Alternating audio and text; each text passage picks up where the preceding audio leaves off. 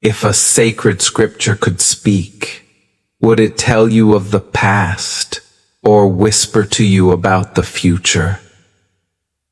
When I walked away from the temple in the clouds of Tibet, I thought I had left all its mysteries behind.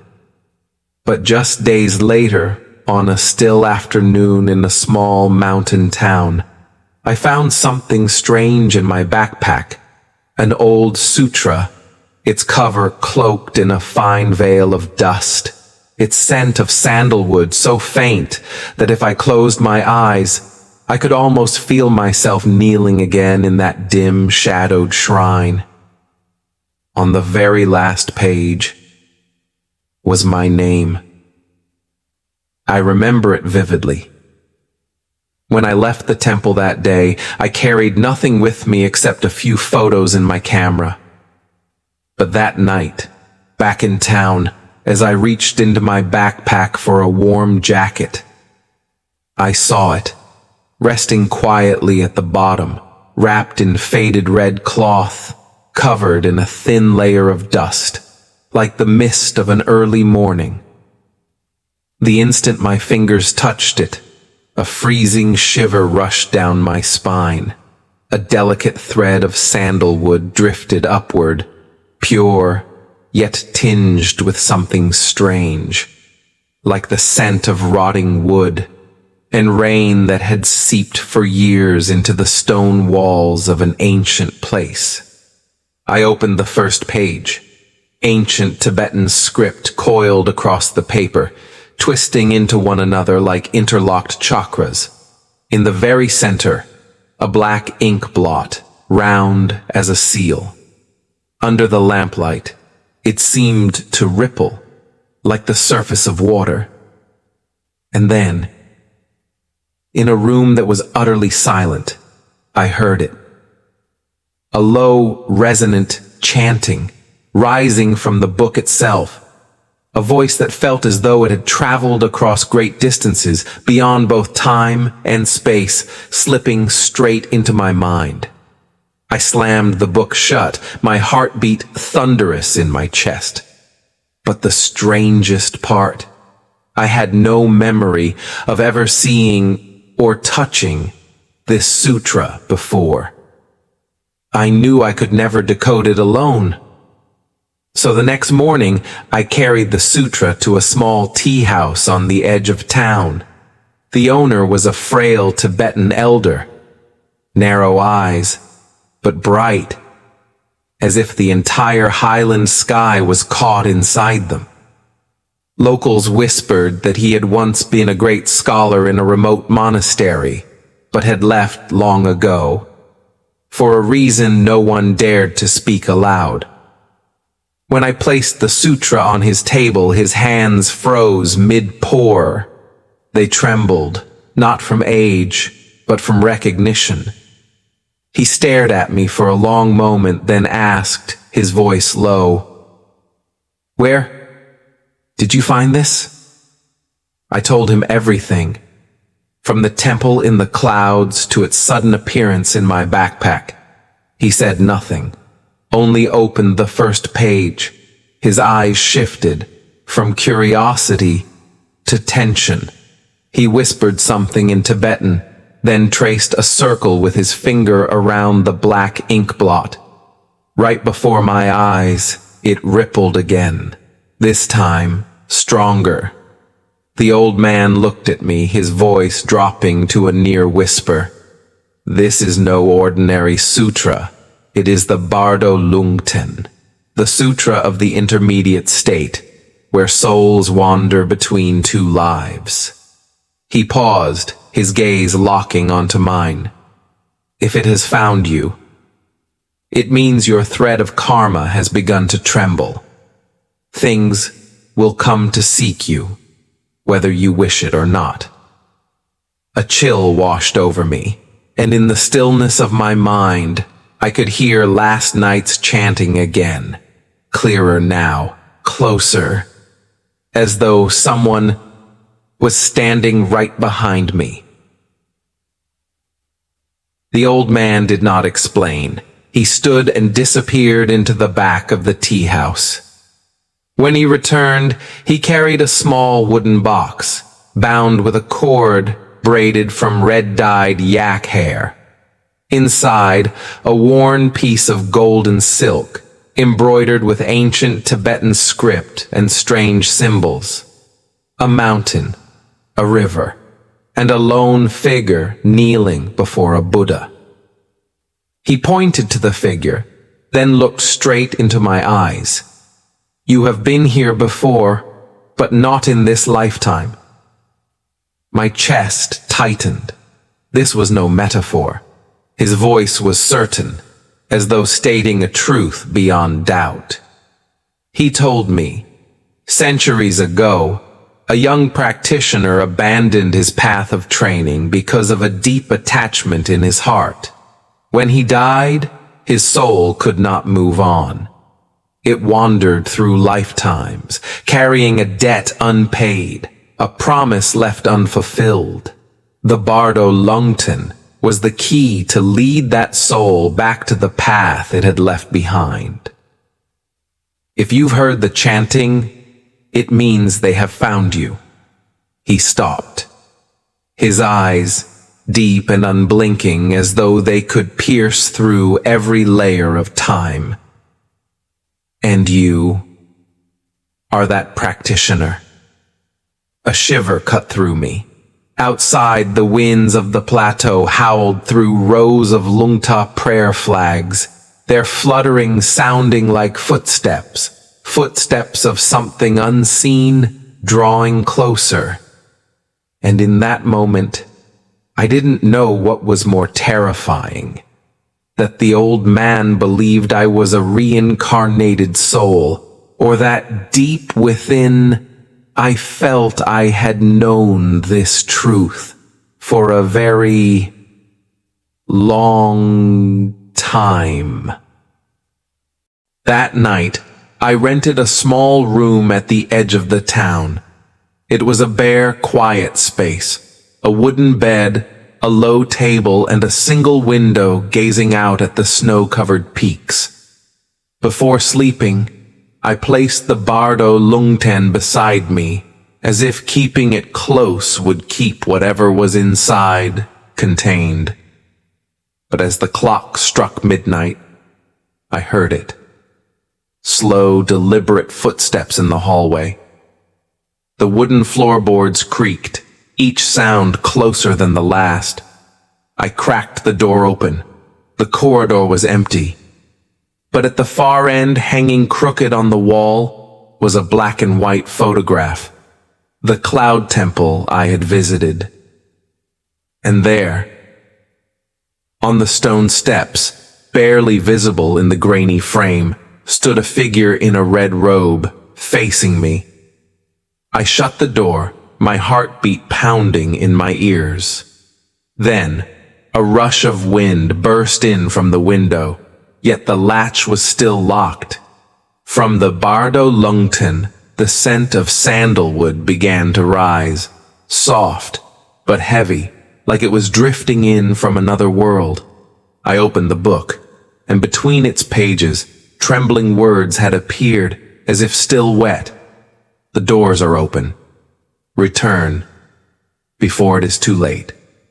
The bulb above flickered once, twice, then died. Darkness swallowed the room. And in that darkness, the chanting began. Not distant this time, but right next to my ear. A deep voice, deliberate, in a language I had never studied. And yet, impossibly, I understood every word. I froze, cold sweat sliding down my back. Images burst in my mind. Me, in another body, kneeling before a great Buddha statue in a hall thick with incense smoke. Behind me, a teacher's voice. "You have not finished. Your debt is unpaid. Go back." I blinked, and I was here again. But the scripture had turned to a new page. There, drawn in careful ink, was a stone door, and beneath it, in tiny letters, "The temple is not on any map." The next morning I returned to the tea shop to find the old man, but the shop was shut, its wooden sign swaying in the wind. The townsfolk only shook their heads. No one like that has ever lived here. The prophecy, the things I saw last night, they would not leave me. Logic told me to walk away, but something deeper pulled me forward.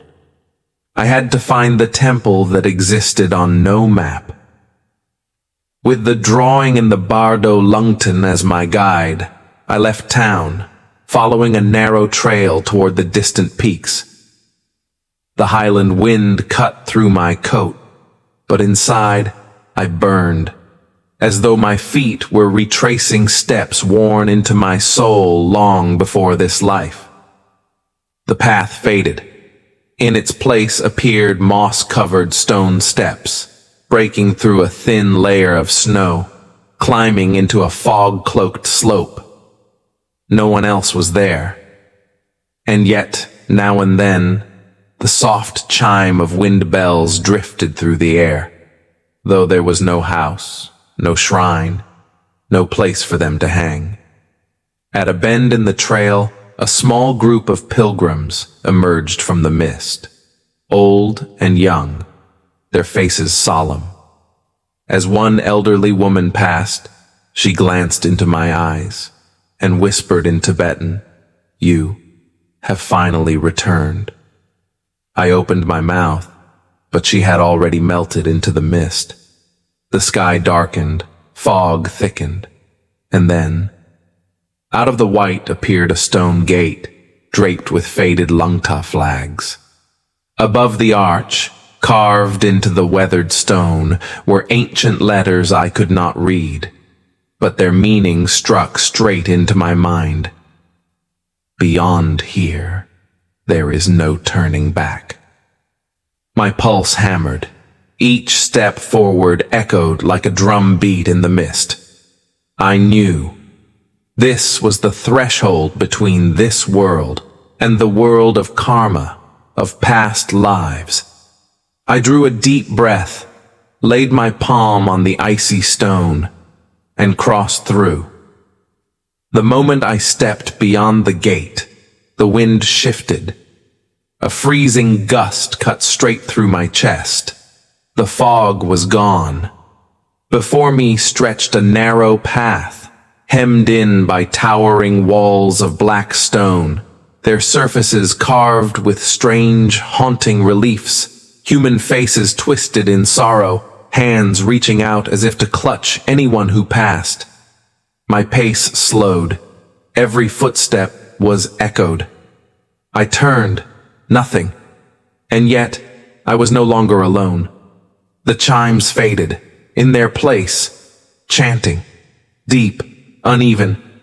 Sometimes quick as a panicked heartbeat, sometimes slow, as if sinking into nothingness. I reached out to touch the cold wall, and the carvings moved. A pair of eyes opened, staring directly into mine, and then the voice. Inside my head, not from outside. You owe. And today is the day you pay. Flashes struck my mind, a golden sunset over a blazing temple, a young man in a red robe kneeling before a Buddha, a trembling hand resting on his shoulder. My hand.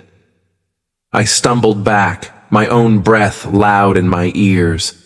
The air grew heavy, thick with unseen gazes pressing down on me. At the end of the path stood a massive wooden door, slightly ajar. Above it hung a plaque, carved with 3 Tibetan characters I could not read, but their meaning was clear. The door of karma. Once entered, there is no way out. My throat tightened. My hand shook as I pressed it to the wood. From within, a red light spilled into the cold air. And then, a voice called my name. A voice I did not know. And yet, one that felt as if I had been hearing it for centuries. The gate of karma swung open, without the faintest creak of a hinge. Yet, the chanting stopped. Silence fell, thick and heavy, so dense I could hear my own heartbeat echoing in my ears. Inside, a red glow bled from hundreds of butter lamps lining the corridor, their flames trembling as if brushed by an invisible wind. The temple ceiling soared high, vanishing into darkness. Towering stone pillars, carved with the wrathful Tibetan dharmapalas, stood motionless, yet their eyes seemed to follow my every step. At the center of the hall sat a massive Buddha upon a lotus throne. His face smiled with infinite compassion, yet his eyes shone like twin stars, piercing straight through me, unearthing the deepest corners of my soul. In that moment I felt every sin, every secret I had ever tried to bury, laid bare. From the shadows behind the statue, a figure emerged, slowly. An old Tibetan monk, his robe frayed to silver threads, his gaze calm yet weighted with an indescribable sorrow. He stopped before me without a word, took the ancient sutra from my hands, and placed it gently on the altar before the Buddha.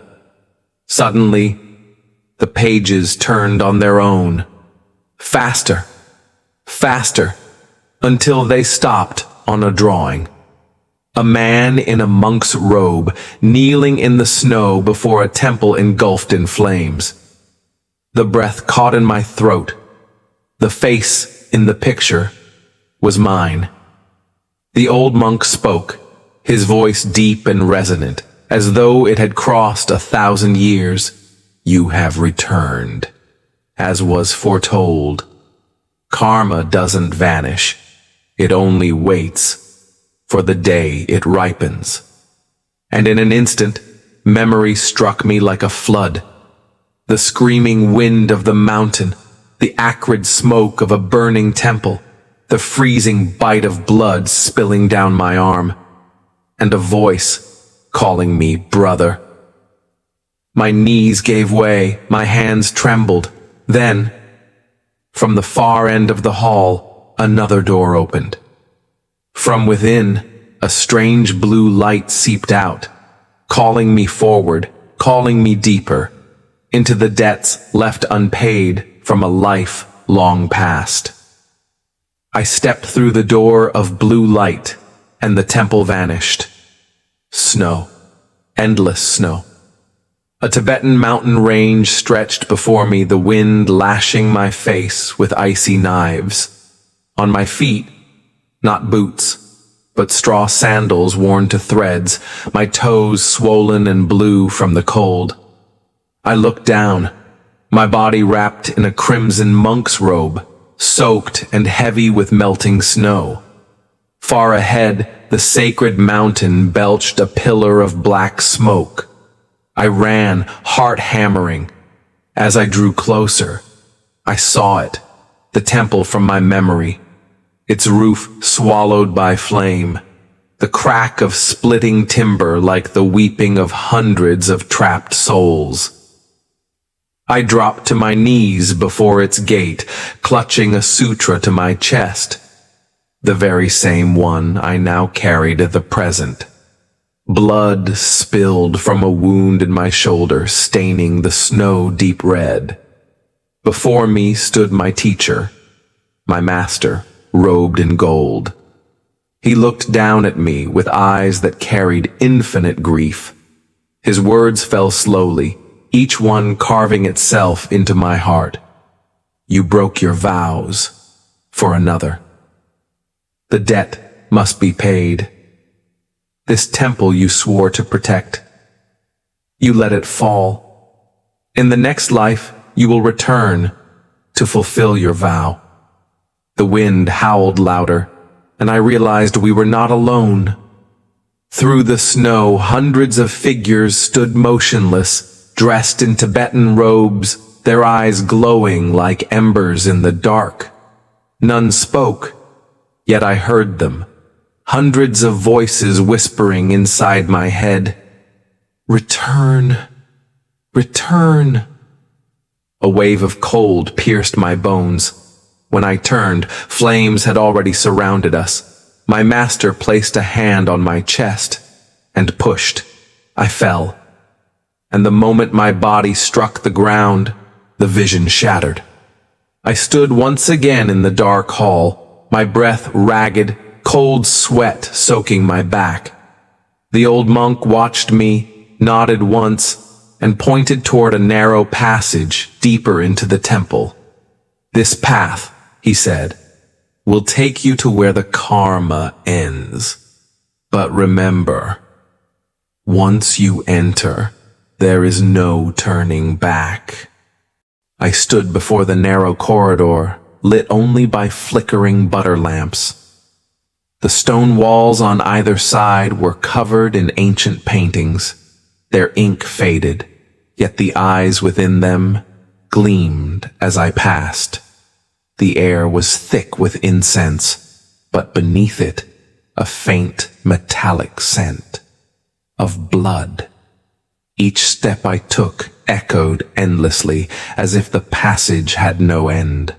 The old monk did not follow. His voice drifted from far behind me. When you walk deep enough, what you've been running from will find you. Do not trust what your eyes see, and do not follow the voice you long to hear. Before his words could fade, I heard it, weeping. A woman's voice, choked with grief, hidden in the howl of the wind.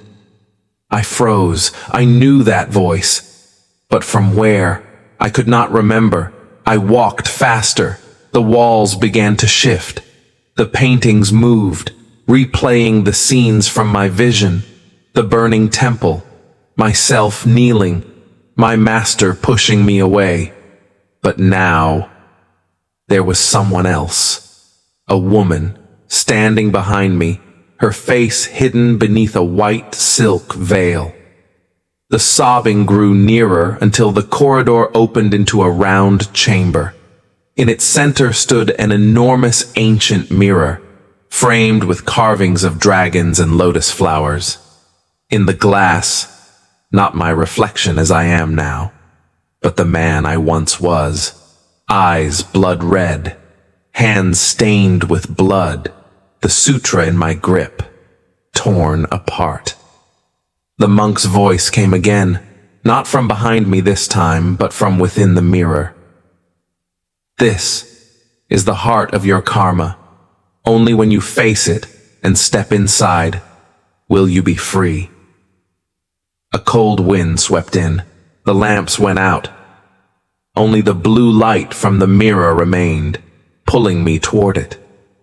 I fought to resist, but the pull grew stronger and the whispers returned, hundreds of voices breathing into my ears. Return. Repay. Return. The chill sliced through my flesh. My hand neared the mirror's surface, and then darkness. If you're still here, still listening, perhaps you've already felt it, that what happened was not just my story. Perhaps a fragment of it belongs to you as well. The temple, the sutra, the weeping in the dark corridor.